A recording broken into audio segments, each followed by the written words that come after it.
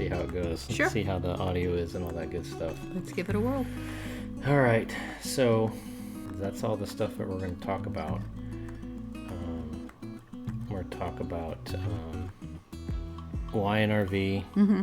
How this all started. Yep. Mm-hmm. Finding the RV. Yep.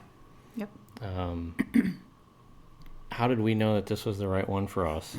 That's a funny one. I still kind of, Yeah. I'm not sure. I don't think there is a like a for sure, like confident you got the 100% best rig for you and your preferences. It's just we want to get out there and you go good enough and go. Right. I think that really is the truth of it. Right. But then you also are out there and you're seeing these other ones and maybe even the ones that you were thinking about and you're like, Yeah, sometimes. And then there are times that I'm like, is it really all that different than what we have now?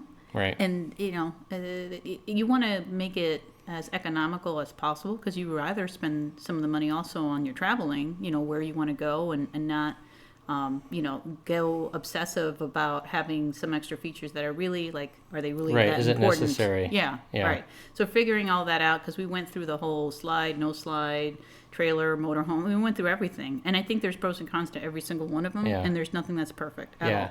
And that's one of the cool things about this one that I found is that there's some aspects that, and even though I kind of felt like the Jayco was like almost a last minute choice. It was, yeah. And I think that's probably how it is for most people. But there were some really cool things about it that I found actually when we were looking at it and learning about it at the dealership for the first time and seeing it for the first time. Mm-hmm. But so we'll get into some of that. So why? Yeah. So it started, at least the way my memory serves, is that it was COVID and everybody was stuck at home. Mm-hmm. And it didn't take long for us to feel trapped and wanting to explore and be able to be free again to do things that we want to do. Mm-hmm. Certainly be respectful of the situation that was occurring, but at the same time being able to fantasize when it was all over what would be available to us so that we can go back to having, that traveling experience, but maybe more frequently. I remember first talking about a van. Yeah, And that was the big van one. lifers. Yeah. Mm-hmm. And having a conversation about, how do we fit two teenagers and us into a van? Yeah, that math was never working. Yeah. And then you see what we have right now, and it is cozy. Yeah. It's nice. Right. We were practical about it, I think. Mm-hmm. Yeah. But to try to do that in a van, I think is No. We would be a family that wouldn't be as close anymore. Yeah. Yeah, after that. So we both love to travel. Yeah.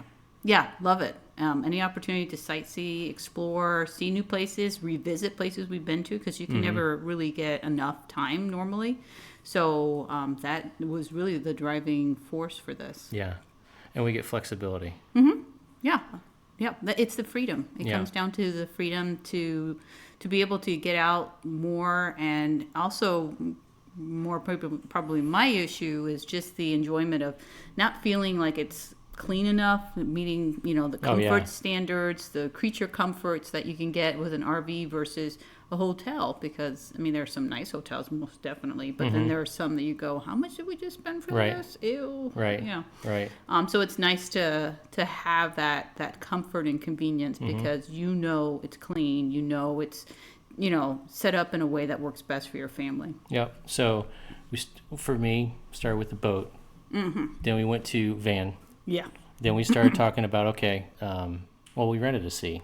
We did. And that was a really valuable experience and learned a lot from it. And anybody who hasn't dived into the RV world, but really are like, hey, I'm really getting the itch to do it, rent first. Definitely gives you the idea of what it's going to be like. And gives you really an idea of, okay, this is how we like to travel. Is this the best rig for us? Is this the best method that works for our needs? And again, I don't think there is such a thing as the perfect rig. There's a positive and a negative for everyone. A travel trailer and motor. Everything. Yeah, all of it. It's just figuring out what is close enough and then going from there. Because really the point is getting out. Well, yeah, we figured with the C when we were out that we got to a campground and we couldn't go anywhere without an Uber. Uber time. And then with the dog, it even made it more challenging. Yep. Yeah. Doesn't work really well. Yeah. Yeah. At least not for us. Yep.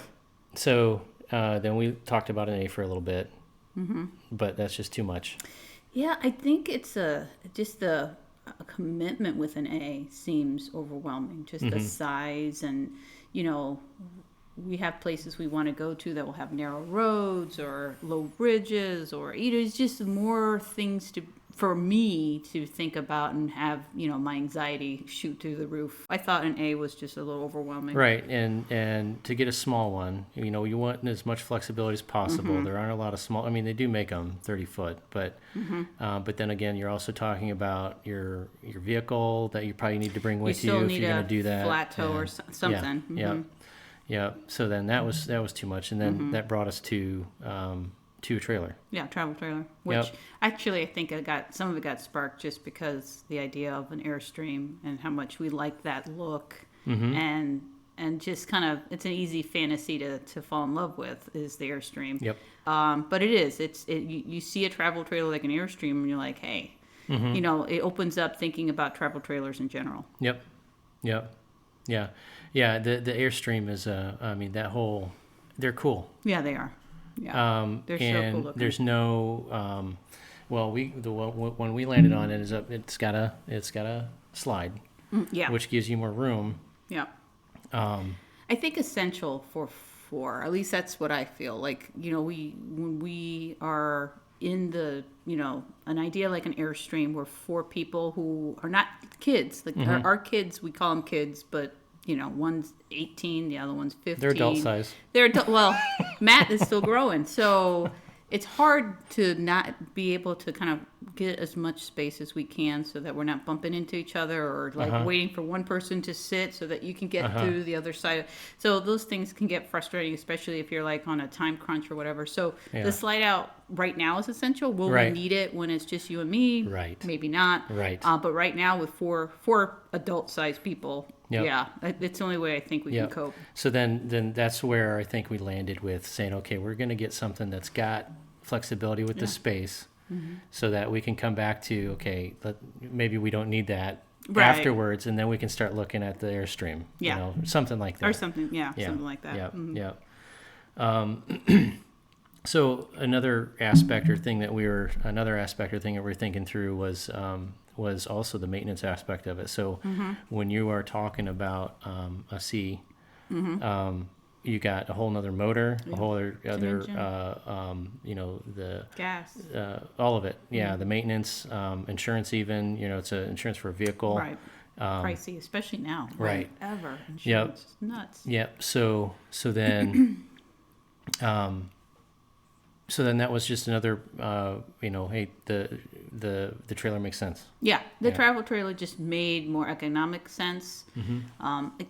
I think the most important thing, because we waited years of like every YouTube video and every YouTube channel that's out there and watching what works for some people and why it might work maybe for us. And I think we spent, some people say, do your research. We went and did too much research and just kept finding ourselves circling around to the point where it's like, okay, that's it. Doesn't matter at this point. There are certain like essentials, and as long as it's hit those boxes, that's enough. Yeah. So it's funny too, is I think we've only been out 4 or 5 times, and we're still learning stuff. Oh yeah, just in doing it. Yep. Yeah, what makes the most sense? How can we make it more convenient? How can we make it more home-like? So we're not running to the store to get one more thing at the last minute because they're like, oh shoot, didn't even think this. Yeah. Because you just don't need you take things for granted when you're at home because it's fully stocked with all those essentials normally. Yep. And then the mechanics of it, you can only get so much from YouTube, and typically it's only a certain type of scenario, a certain situation. And we found ourselves a couple of times where we're in something that we had never experienced before and almost kind of stuck. Yeah.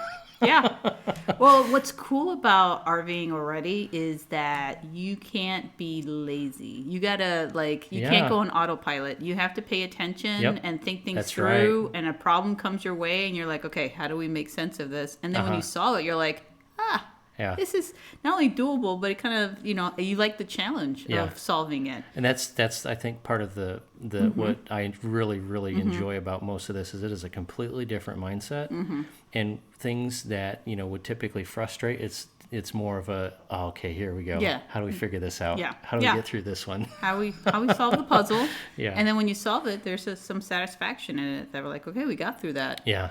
Yeah. We also learned a lot at RV shows. So we went to like 2 or 3. They're fun.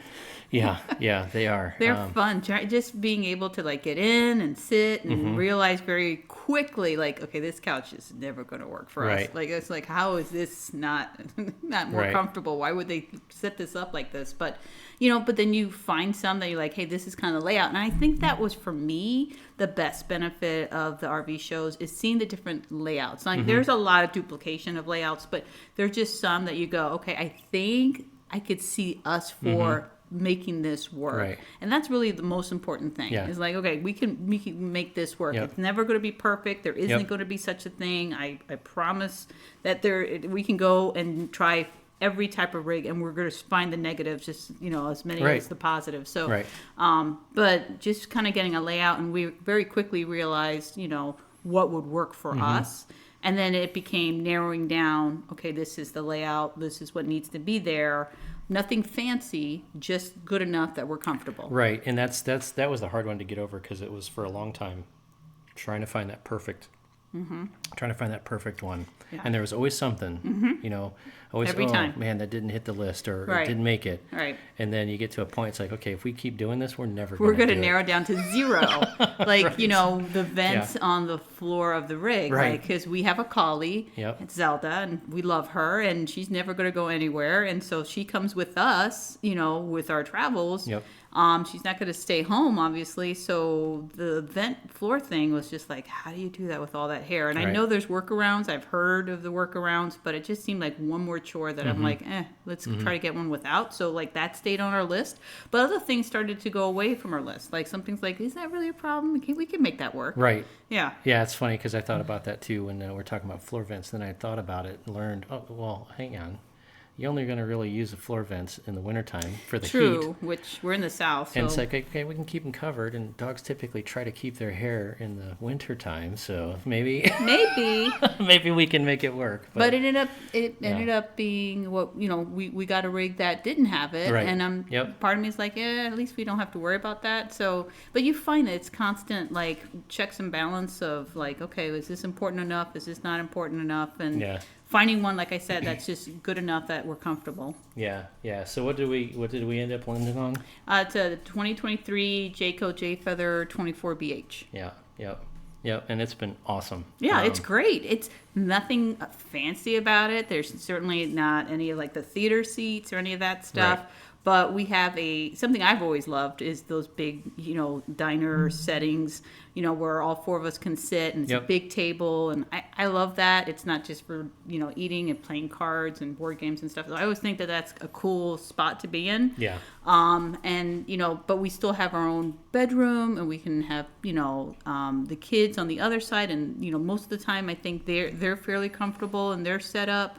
And then they don't have to wait for us to get out of a room to go to the bathroom because the bathroom's right next to them. So it's comfortable. I don't want to mislead in saying that it's a fancy rig, but it didn't need to be for us. Right. We just want to get out there, have a fun day wherever we are, and then come basically home to our vacation home is what I call it. Yep. And just kind of plan ourselves and say, okay, now we can just relax and we're comfortable. And again, we've only had it now for a few months. And like you mentioned, we've been out with about 4 times at least, trying it out and figuring how this all works. And because the travel trailer is definitely different from the motorhome we rented last year. Yes. Just the hitching and unhitching piece it's time consuming. Yeah. We get better every time, but there's always going to be a new thing. They go, okay, how do we solve this puzzle? Right. But for the most part, it has worked very well for us. Definitely the layout is probably the most ideal for us right now. Yep. And it's funny, going back to, the pros and the cons. And there's, it is a great, it's the best one for us that you know, it for now. I love it. And to think that right before the purchase of this one, like literally weeks before the purchase of this one, we were looking at like a 28.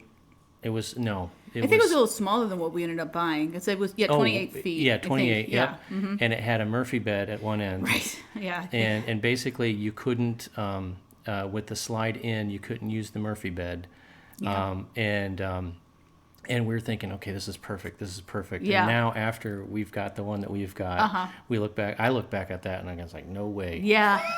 There's no way. Yeah, the Murphy bed, you know, you think, at least for me, you think, oh, I can figure out a way to just make that work. Yeah. But you're going to be out all day, and then you're going to sometimes feeling like you're crawling into bed, and the last thing you want is like, oh, I got to make the bed before I can completely pass out. And, you know, there's certain standards of comfort that if you can get them, just try to do it, just because it's one less hassle. Yep. Yeah. Yep. So the shorter one that we had, or we're looking at, that we almost got, it was a bunkhouse. Mm-hmm. It was a very similar, I mean, almost identical layout with the exception of, you know, you had about 3 or 4 feet between like the master the master bedroom, the main bedroom, and then the kitchen and living area. Yep. So just taking that couple of feet out, it made that too small. You add that back in, and now we got the Jay Feather that we found, and it's like it's perfect. Yeah, it's perfect. One thing I would definitely encourage anybody who is still in the shopping phase of this experience is whoever else is going to travel with you, they have to come before you sign on the paperwork to purchase, because that first one, the 28-foot, when it was just you and me in it, I'm like, perfect. You can do this. Yeah. And then when we went back with the kids and brought all 4 of us, I'm like, this isn't going to work. Right. I mean, it was immediate that it felt all of a sudden so small that I was like, oh, this is going to be a big mistake. Yeah. I'm just glad we didn't make that mistake. Yep. Yeah. Yep. And one of the surprising benefits that, at least with the model that we got, is the slide out and the construction of the slide out. Better quality. Yeah. Well, I feel, it makes the most sense to me for longevity, just in how that slide out functions. You've got the cable slide outs, and then you've got the I cannot remember the name of the other type. The pin. What is it called? Well, what we have is a rack and pinion system, which is basically 2 rails underneath with teeth on it, and so to me that seems like, you're putting all the weight on the actual machine that's going to be pulling this and pushing it out. It makes the most sense. Where the other ones, you've got cables that get loose and it's on the side, right? And then you've got another one where they're kind of spinning on the side, and it just we were at another dealership, and we were looking at those trailers, and the layouts were nice. I thought they were cool, and it's like, let's. And we actually sat and started talking to them about it, and came up with a price, and it's like, okay, we'll take it, we'll think about it, and honestly, I mean, the more I learn, I mean, even since we bought this one on the cable driven ones, and how much of a problem they can be, I'm glad. Yeah, I am and too. It was a lucky, I didn't even know the rack and pinion style existed until we got it, and they were explaining it to us. I'm like, wow, this is it. This makes sense, and I feel very confident about how it's going to function. So it was a cool thing. It seems more promising, but it's going to have a problem too. Like I just don't think there's an escape with issues. It could be the door. It could be, sure. That the things are not functioning the way they entirely should. That stuff is just going to be part of RV life. It's just there isn't, like I said, any way around having to solve some problems. Right. Yeah. And that was actually part of what I think is fun for me, I guess, is that there will be things to do, there'll be things to work on, things to improve, things to change, things. And it's all to support the freedom of travel, right? The ability to go somewhere and go see a site. You can really, wherever. And again, it's that whole, you never know what you're going to get with a hotel for me, and having those creature comforts is a really nice convenience.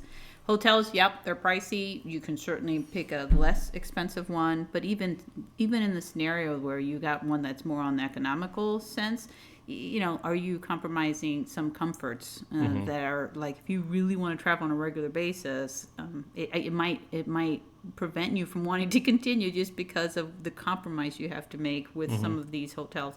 And they're charging for everything, like where you park, and it's just the resort fees that are like now occurring very frequently. Even if you're in the middle of nowhere, a resort fee. So yeah, and we've got some really nice places for a quarter of the price. Yeah. I mean, you get the same amenities. Yeah, you get a nicer view sometimes just because you're at a state park, or it's just a nicer environment that I would prefer, again, because I'm in my own space. And again, exactly. That could just be more my hypochondria, but Yeah. I just like No, I mean, knowing even the nice cleanliness fancy restaurants, you still will find that rogue hair. Yeah. That's so true. Yeah. Yeah. And it's a little nicer when you're cooking and you're like, well, that's my hair. Yeah. I'll live. Somehow that's a little easier to cope with. Yeah. Yeah. So the whole maintenance part, that's absolutely something that was like, okay, I'm signing up for that. And I feel that I'm pretty, nothing so far is that I can think of is surprising me or is worrying me about what we might have to deal with. Yeah. So much so with even the finding that we had with our rig when we got there, and that's the whole the whole interesting part in my mind about this story, and the fact that we still pressed forward even though we have a potential thing to fix that could be costly. Yeah, it could be, but we're like, you know what, we like this one, and this is ours. And I'm looking at it, I'm thinking, okay, we can deal with that. Yeah. We'll kind of get into that one. Everything is solvable. Now we're not all that experienced with it yet. There's still plenty for us to learn, but so far it's been enjoyable. Yeah. And just like the cost of having to solve these problems is well worth it with the reward that you get on the other side of it. Yeah.